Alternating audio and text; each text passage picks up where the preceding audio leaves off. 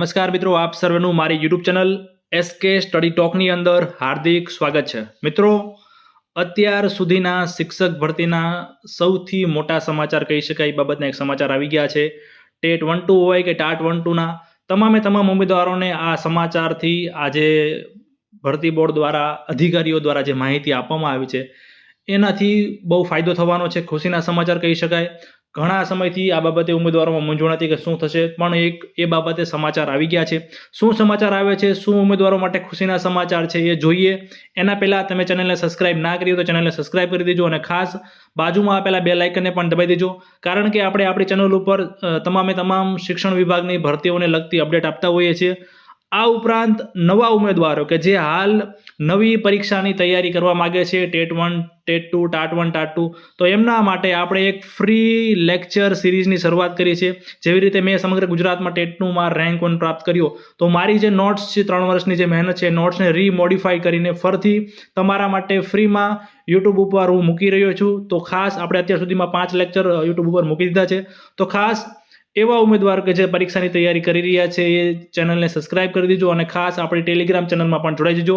Telegram ચેનલની link વિડીયોના ડિસ્ક્રિપ્શનમાં મળી જશે, કારણ કે આપણે એમાં જે વિડીયો લેક્ચર મૂકીએ છીએ એની પીડીએફ પણ શેર કરતા હોઈએ છીએ। તો વાત કરીએ મિત્રો, શું ખુશીના સમાચાર છે। મિત્રો, આજના ન્યૂઝપેપરની અંદર જ આપેલું છે કે શાળા પસંદગીની કાર્યવાહી આજે 12 વાગે પૂર્ણ થઈ જશે। તમને ખ્યાલ છે મુજબ મિત્રો 11-12 સરકારીનો આજે છેલ્લો દિવસ 15 તારીખ કયા મુજબ છે। આજના ન્યૂઝપેપરમાં કહેવામાં આવ્યું છે કે સરકારી હાઈસ્કૂલોમાં 20મી સુધીમાં 1645 શિક્ષકોની નિમણૂક કરી દેવાશે। ઉમેદવારોને હાજર થયા બાદ જ ગ્રાન્ટેડની ભરતીમાં શાળા પસંદગી શરૂ કરાશે। મિત્રો, ઉમેદવારોને જો હુકમ આપી દેવામાં આવે છે, શાળામાં હાજર કરી દેવામાં આવે છે, તો ચોક્કસથી જે રિપીટેશનનો પ્રશ્ન હતો એ ઘણો ખરો ઓછો થઈ જશે। તેથી નીચલા મેરિટવાળા ઉમેદવારો છે, 11-12 વાળા જે સરકારીમાં લાગી જશે એ ગ્રાન્ટેડમાં નહીં આવે, ગ્રાન્ટેડવાળા 9-10 સરકારીમાં નહીં આવે, 9-10 સરકારીમાં લાગી જશે એ 9-10 ગ્રાન્ટેડમાં નહીં આવે। તો ઘણા બધા એવી રીતે કોમન કરતાં 6 થી 8માં જે ઉપર લોકો ઘણા જતા રહેશે, તો 6 થી 8નું જે મેરિટ છે એ ઘણું ખરું નીચું જવાનું છે। તમે આ ન્યૂઝપેપરમાં એ પણ નીચે લખેલું વાંચી શકો છો કે શાળા પસંદગીની કાર્યવાહી પૂર્ણ થયા બાદ ઉમેદવારોને મેરિટના આધારે નિમણૂક હુકમ આપવા માટેની કામગીરી શરૂ કરાશે।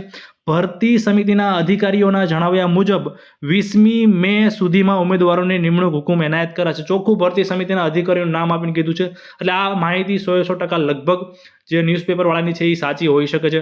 મિત્રો, તમને ખ્યાલ છે કે અત્યારે જે 11-12 સરકારીની શાળા પસંદગીની ઓનલાઈન પ્રોસેસ ચાલુ છે, એમાં પણ અલગથી ઓપ્શન આપેલો હતો, એટલે પૂછવામાં આવ્યું હતું કે તમે કયા અન્ય ભરતીની અંદર અરજી કરેલ છે શિક્ષણ વિભાગમાં, તો એ કાંઈક ને કંઈક સર જે રિપીટેશન અટકે એ માટે જ ભરતી બોર્ડ દ્વારા ઓપ્શન મૂકવામાં આવ્યો હતો। બીજું મિત્રો, તમને ખ્યાલ છે કે જે વિદ્યાસહાયક ભરતી બોર્ડ છે, જે 1 થી 5, 6 થી 8 છે, એમના માટે દિવ્યાંગજનો માટેની જે ભરતી હતી એ ભરતીની જિલ્લા પસંદગી પતી ગઈ છે।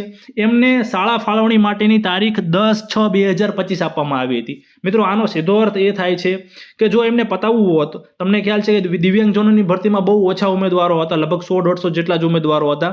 જો શાળા પસંદગીની પ્રોસેસ કરવી હોય તો 1 દિવસમાં પતી જાય, પણ મિત્રો એમને નથી કરેલું, 1 મહિના પછીનો સમય આપવામાં આવેલો। તો એવી જ રીતે શા માટે આ રીતનો સમય આપવામાં આવેલો હોય, તો એ જોતા આપણને એવું લાગે કે સીધી સરકારને ક્રમિક ભરતી કરવાની હોય એ માટે આ રીતનો શાળા પસંદગીનો સમય આપવામાં આવેલો હોય। આ તમે જે વિદ્યાસહાયક ભરતી બોર્ડ દ્વારા ટાઈમ ટેબલ આપવામાં આવેલું છે કે જે દિવ્યાંગજનો માટે 10/5/2025ના રોજ જિલ્લા પસંદગી શરૂ કરવામાં આવી હતી, પણ 1 મહિના પછીનો સમય આપવામાં આવેલો। એટલે સીધો અર્થ એ થાય છે કે ક્રમિક ભરતીના સમર્થન માટે આ રીતનું કાર્યક્રમ ગોઠવવામાં આવેલો હોય।